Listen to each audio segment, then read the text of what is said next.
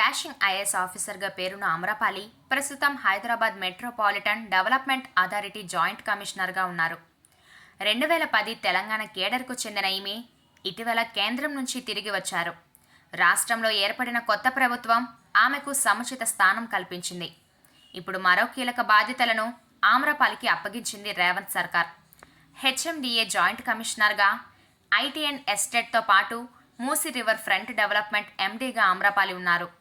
అయితే ఇప్పుడు Hyderabad growth corridor limited managing director, outer ring road project డైరెక్టర్గా అదనపు బాధ్యతలను అప్పగించారు. ఈ 4 పోస్టులు నిర్వహించడానికి అన్ని కార్యాలయాలు ఒకే చోటుకు తరలిస్తున్నారు.